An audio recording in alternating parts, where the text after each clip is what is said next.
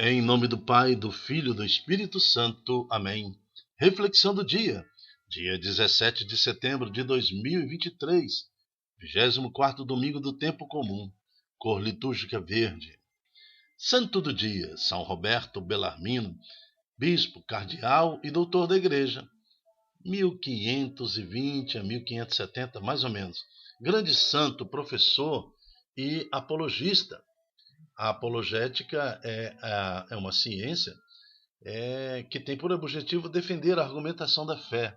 Então, dentro desse período em que São Roberto Bellarmino ele é então convocado por Deus a defender a igreja, era o tempo da divisão da igreja, o protestantismo estava ali acontecendo e precisavam de homens e mulheres que dessem testemunho da causa do evangelho. Mas, grande santo e professor, educa-nos no caminho da fé, livrai-nos das heresias e leva-nos ao conhecimento mais profundo de Jesus Cristo, nosso Senhor, por meio da sua intercessão. Confiamos à Santa Igreja, cardeais, bispos, para que sejam modelos do bom pastor. Amém. São Roberto Bellarmino, bispo e cardeal, rogai por nós. O responsório de hoje está no Salmo 102. Bendize, ó minha alma, ao Senhor, e todo o meu ser, seu santo nome. Bendize, ó minha alma, ao Senhor. Não te esqueças de nenhum de seus favores. Aí o refrão do responsório é: o Senhor é bondoso e compassivo e carinhoso. Realmente, isso é uma verdade absoluta. O Senhor é bondoso, compassivo e carinhoso. A bondade do Senhor é infinita, ele é compassivo infinitamente e carinhoso infinitamente. Mas nós não podemos confundir. O Senhor também é justo infinitamente. Então é melhor ser amigos de Jesus, que ao Cordeiro é revelado, o Senhor se revela como Cordeiro a seus amigos. Mas ele também é o leão, né? O leão.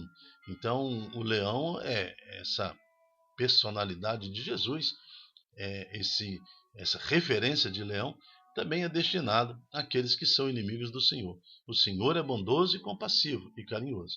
Vamos viver essa bondade, esse carinho do Senhor no nosso dia a dia, bendizendo ao Senhor, glorificando a Deus pela vida, pela família, pelo trabalho, ou até pelas perseguições, por tudo de ruim que possa acontecer, mas que a nossa alma não se esqueça de nenhum de seus favores. Alma, ânimo, intelecto, vontade, sempre ligado ao nosso Senhor, porque o que nos interessa neste mundo é a vida eterna em Jesus Cristo.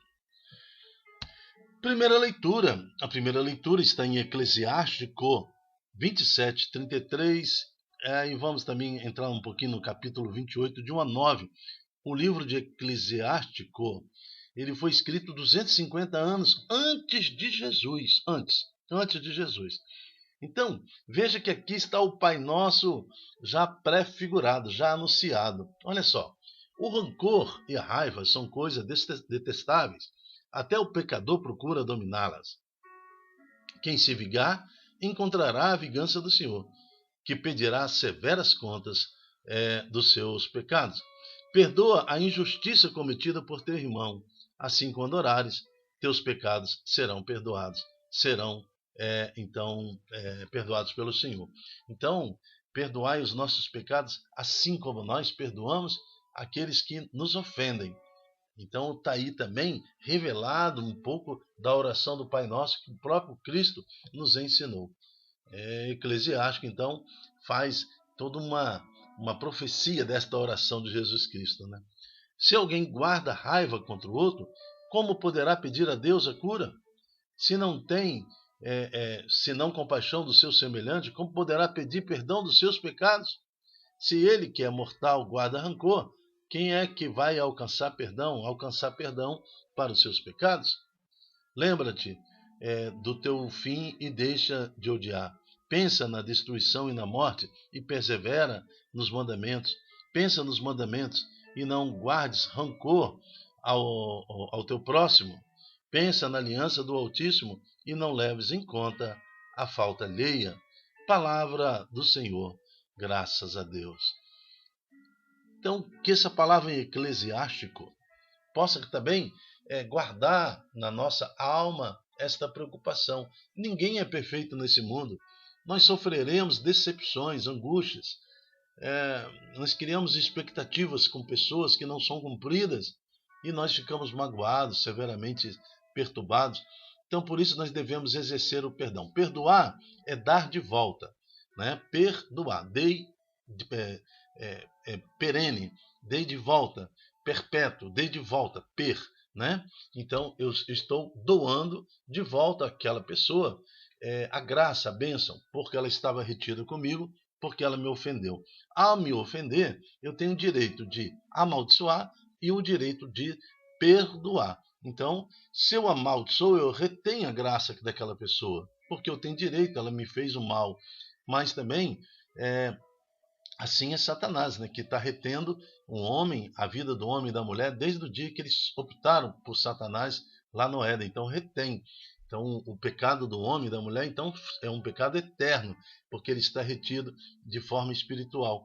Mas o perdão vem de Deus, por isso que ele se fez homem, habitou no nosso meio e foi crucificado, morto e sepultado, e desceu aos infernos para ressuscitar, e de lá ressuscitou para libertar o homem e a mulher que estavam eternamente, né, com a sua graça retida por Satanás. Então é o Senhor que nos liberta. Ele ensina como nós devemos perdoar. E nós podemos praticar, exemplo do que o Senhor nos ensina na sua ressurreição, na sua vida, o perdão. Então a pessoa me magoou, eu perdoo. Perdoar não significa esquecer, é perdoar. Eu devolvo para o outro a graça, o direito da graça, da bênção. Eu não vou reter, né, no sentido de maldição, a graça de ninguém. Eu perdoo, devolvo. Vamos então à segunda leitura de hoje, que é na segunda carta aos Romanos, capítulo 14, de 7 a 9. Irmãos, ninguém dentre vós vive para si mesmo ou morre para si mesmo. Se estamos vivos, é para o Senhor que vivemos. Se morremos, é para o Senhor que morremos. Portanto, vivos ou mortos, pertencemos ao Senhor. Cristo morreu e ressuscitou exatamente para isso, para ser o Senhor dos mortos e o Senhor dos vivos. Palavra do Senhor. Graças a Deus. Então, todo o nosso sentido de vida tem que estar conduzido para a realidade da nossa morte. Nós vamos morrer. Não adianta você ficar fantasiando que a morte é inevitável. Ela pode estar na próxima esquina, ela pode estar no próximo segundo, ela pode estar daqui a 10 anos, daqui a 15, 20 anos, mas a morte é a coisa mais certa nesse mundo. Então, se eu vou viver, que eu viva na expectativa da minha morte, porque é ressurreição, né? A vida eterna. Eu sei que eu vou prestar conta, serei julgado, julgamento final, julgamento diante de Cristo. Então, que eu possa viver a minha vida na observância da minha morte, que um dia vai me levar a Cristo e viverei eternamente. Então, quem tem esse sentimento que vivo ou morto eu pertenço a Cristo, não tem mais medo de nada. Não tem medo de perseguição, de angústia, não tem medo de nada. E sabe que tudo isso aqui é uma ilusão e que logo, logo nós veremos Deus como Ele realmente é. Evangelho. O Evangelho está em Mateus, capítulo 18, de 21 a 35. O Senhor esteja conosco, Ele está no meio de nós. Proclamação do Evangelho de Jesus Cristo segundo Mateus. Glória a vós, Senhor. Naquele tempo, Pedro aproximou-se de Jesus e perguntou: Senhor, quantas vezes devo perdoar o meu irmão se pecar contra mim? Até 7 vezes? Porque ele está fazendo uma referência ali a Caim, né, que matou Abel.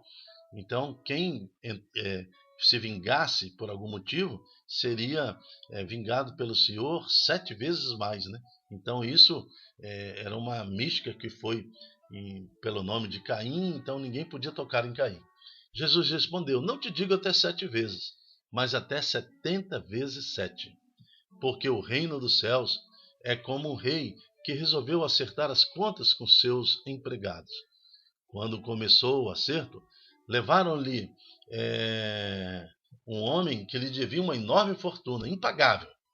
Como o empregado não tivesse com que pagar, o patrão mandou que fosse vendido ele como escravo, junto com sua mulher e filho, e tudo que ele possuía, para que pagasse a dívida. Então, uma dívida impagável. é igual Adão e Eva. Pecaram em espírito. Eles pecaram diante do Senhor. Negaram a graça, a bênção em espírito. Então é um pecado impagável. Porque quando eu peco diante de Deus, que é espírito, diante na presença de Deus, né, meu pecado, minha agressão, ela é eterna, é espiritual. Então, no mundo espiritual, como é que eu vou me redimir? Como é que eu posso redimir uma coisa? Tudo que eu faço é eterno. Então, quando o homem e a mulher no Éden negam a Deus, eles negaram eternamente e ficaram assim endividados com a serpente, com o pecado, com Satanás.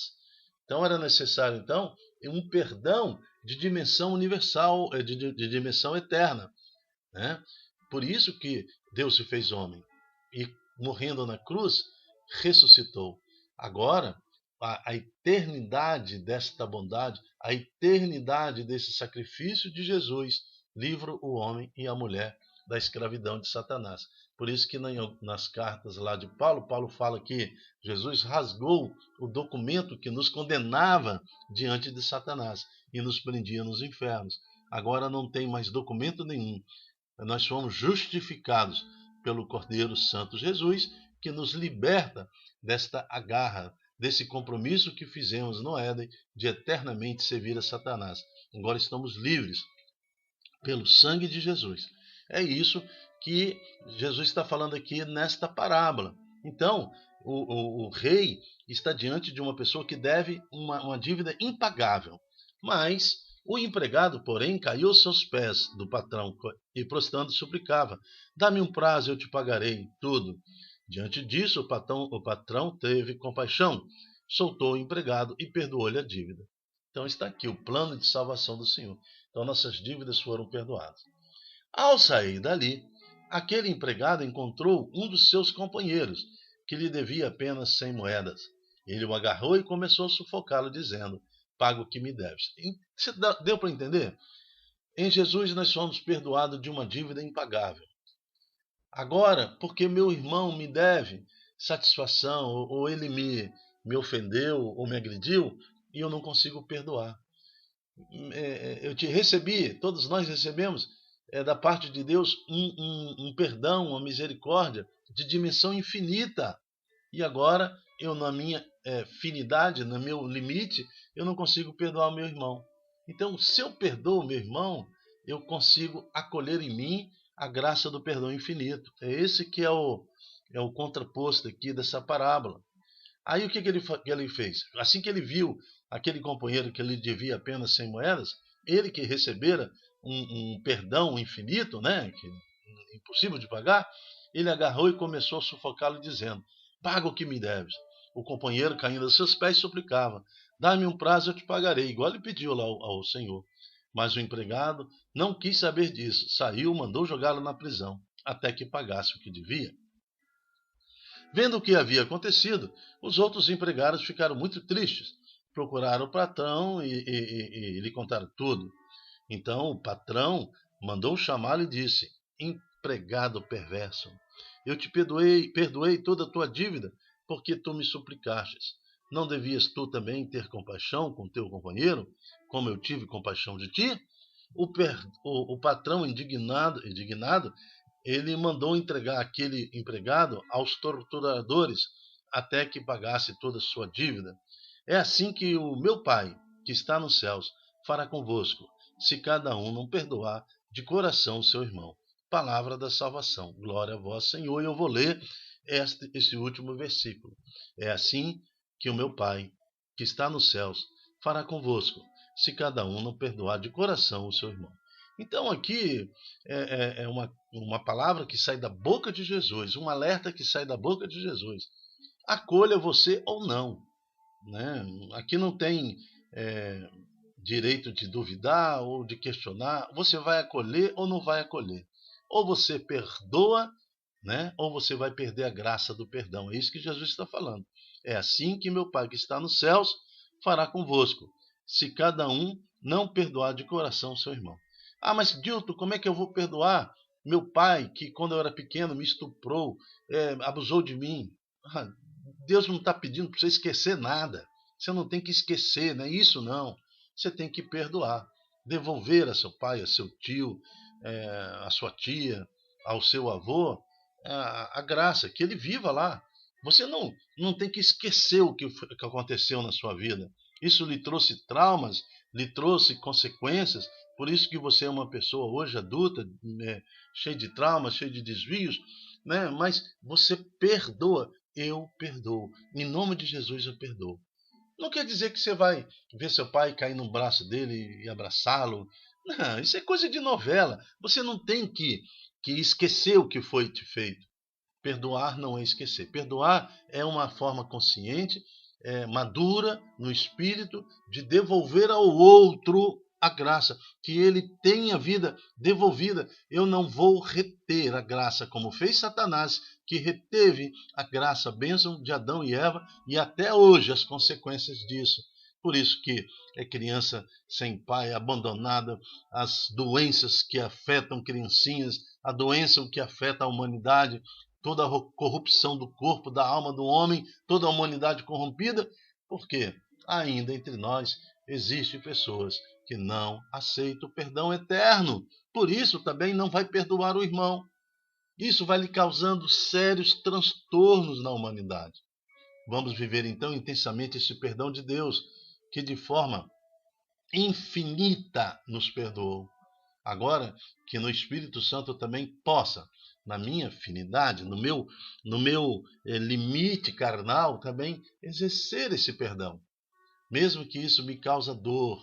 É gostoso reter, né? Reter a bênção do outro. Isso lhe dá uma sensação de vingança, sede na boca, mas também a doçura do Espírito Santo agora que te toca, e você há de perdoar o seu irmão, seu cunhado, seu filho, sua filha, seus pais, você há de perdoar o seu patrão, você há de perdoar aquela pessoa que te magoou e viver intensamente a certeza que um dia você morrerá, e no seu julgamento isso não lhe será cobrado, porque você teve, pela ação do Espírito Santo, a coragem e a decisão de exercer o perdão. Que o Senhor seja a nossa força e nos dê essa capacidade de perdoar. Amém. Eu me chamo Dilton Góes. O nosso projeto chama-se Ai de mim se não evangelizar. Está em 1 Coríntios, capítulo 9, 16. Né? E eu quero te pedir, seja você também um evangelizador. Multiplique em suas redes sociais esta palavra, esta pregação, para que mais corações estejam livres, né, das amarras, das condenações que a falta de perdão nos traz, para que possamos livres então viver a graça do Espírito Santo em nós, para que mais corações estejam sensíveis à presença do nosso Senhor Jesus. Até a próxima, se Deus quiser. Tchau, tchau.